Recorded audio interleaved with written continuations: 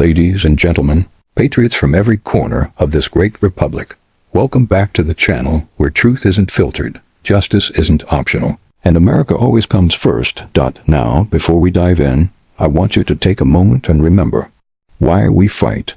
Not with weapons, but with truth, with accountability, and with courage. We live in a time where corruption no longer hides in the shadows. It parades itself in government suits, signs million-dollar settlements behind closed doors, and calls lies classified. Today, we're diving into a congressional hearing that exposes what we've all suspected: a two-tiered justice system, lies from federal agencies. And yes, a deep state that protects its own. So buckle up, grab a cup of black coffee, or hell, grab your Constitution, because we're breaking this down like true American patriots. Let's get into it. Senator Coons.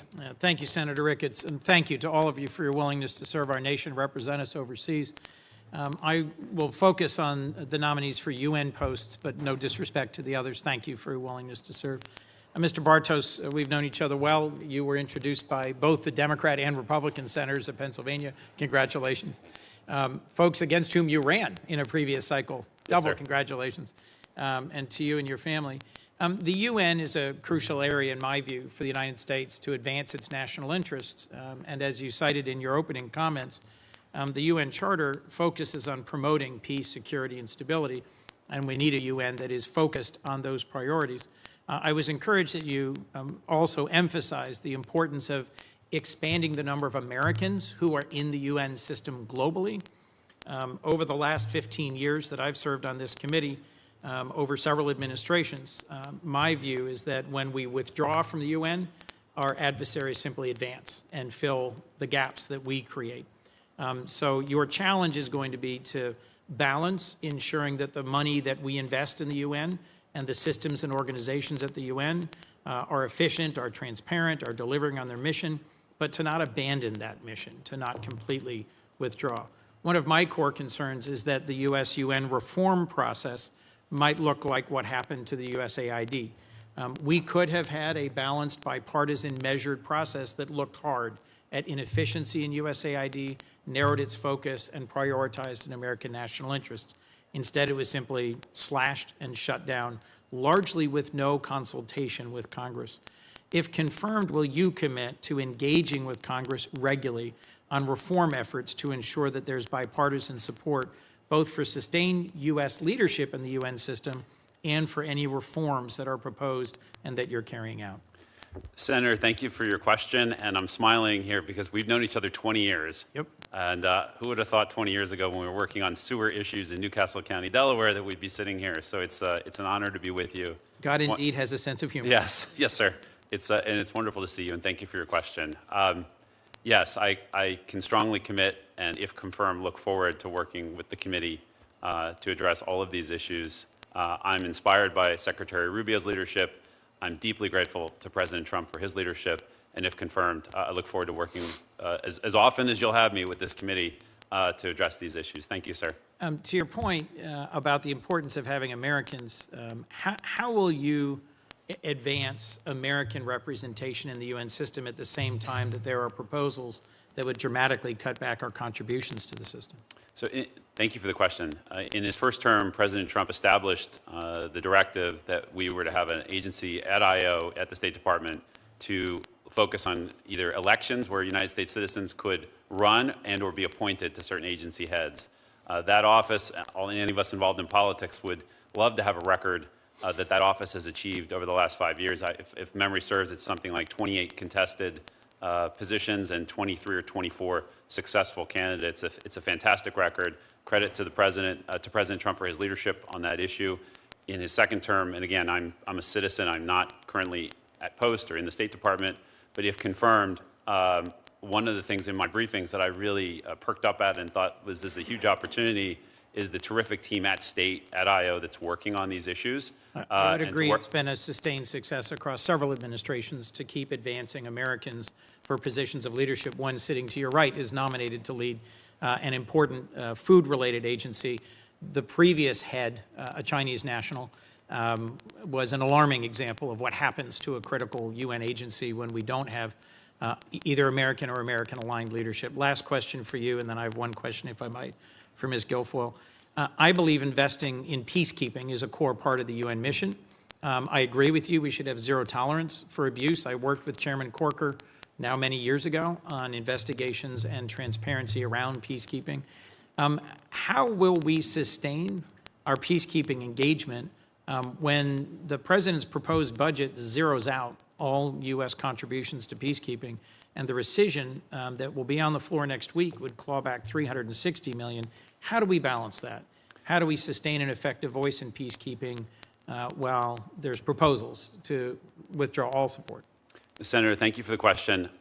As a citizen, I've not currently read into any of the issues relating to the reorganization or how that's approaching. I can say generally, though, if confirmed, I look forward to immediately getting stuck into those issues, to learn about those issues, and to working with this committee. I think on the broader point about peacekeeping operations and the successful ones versus the unsuccessful ones, having clear objectives and a clear exit strategy is an outstanding roadmap for any of these endeavors. Broadly, we're in agreement on that point. I look forward to continuing our conversation. Thank you, Senator. Ms. Guilfoyle, if I might, just because the U.S.-Greece relationship is important to me, to my state, to our nation. Under the first Trump administration, there was a so-called 3+1 cooperation launched between the United States, Greece, Cyprus, and Israel.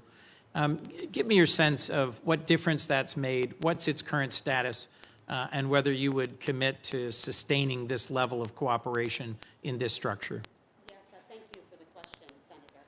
I believe this is a very important area of concern as it relates to national security in Greece and Cyprus, Israel, all being very strategic and powerful allies, steadfast and reliable throughout the years, and this has just increased under President Trump's last administration. We're looking forward to making sure that those partnerships remain intact and, in fact, foster and develop. I believe firmly, if confirmed, as ambassador to Greece, that I will work tirelessly to make sure that Greece's national security interests and our strategic allies in that partnership remain very strong and robust, working in concert and conjunction with the United States of America, because national security in those areas and those countries directly equates with national security for the United States of America. And I would ensure that we increase the commitment that has been consistent by the people of Greece to do the defense spending, buying U.S. military equipment, which they have been doing, and see to it that we are going to project to include up to 5% from them. Anything for me about why the 3+1 mechanism is particularly important? Well, geopolitically, as you know, that is a very complex region with a lot of security issues, migration issues. We saw recently what's happened. And, you know, Greece, where it occupies its place in the world, is that southeastern edge of Europe, which is pivotal in terms of its relationship, its proximity to the Middle East. So we saw then with the cooperation with our allies, making sure that American citizens that were stranded and at great risk and danger in Israel were protected and were transported with ease and efficiency despite the complex issues involving visas. Our partners, our allies in Greece were able to help effectuate that in a timely and safe fashion, bringing people through Cyprus, through Greece, and into Athens. Thank you for the question. Thank you, ma'am. Thank you all. And I look forward to working with you. Thank you. Senator Brown. So the FBI arrests a Wisconsin judge for helping an illegal immigrant evade ICE. Good, because no robe, no activist bench gives you the right to break federal law. We're a nation of laws, or at least we're supposed to be. But what's wild is how the left suddenly cares about judicial independence only when one of their own gets held accountable. Hypocrisy at its finest. The senator presses hard. Can Americans just decide which laws to follow? No. Can a judge ignore federal law? No. So when they break it, they should face justice. Sounds simple, right? But that's only if you're not politically connected. Because if you are, the rules apparently don't apply. Remember the couple who were literally texting about stopping Trump from becoming president while investigating him. And now we learned they walked away with millions in settlement money. Strzok got $1.2 million. Page got $800K. You tell me, is this justice? They should have been prosecuted, not paid off like royalty. This is what deep state protection looks like. In real time, the senator wants answers, and so do we. This didn't happen in a vacuum. According to testimony, it was the DOJ, under Attorney General Merrick Garland, that settled those lawsuits. Let me translate. The same department that cries about democracy dying in darkness is cutting hush-money checks behind closed doors.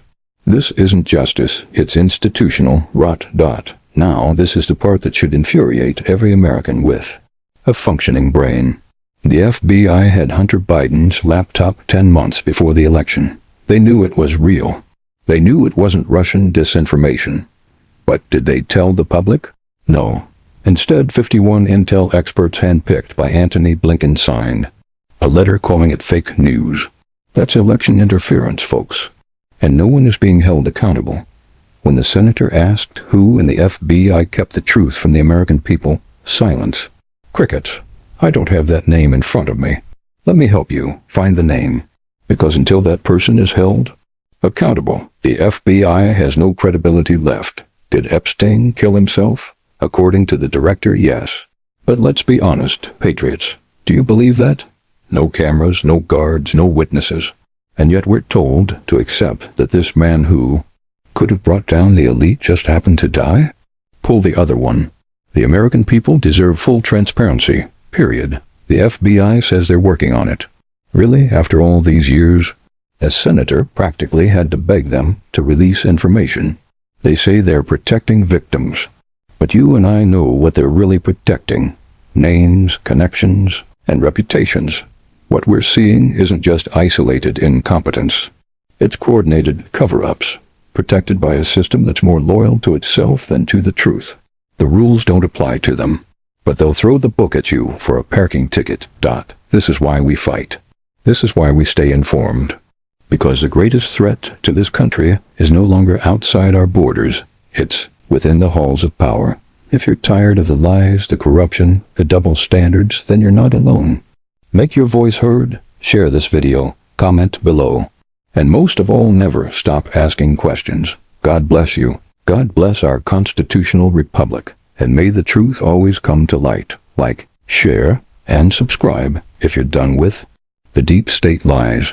Turn on notifications. We drop the truth with no filter every week. This has been your Patriot Breakdown. Until next time, stay loud, stay proud, and stay free.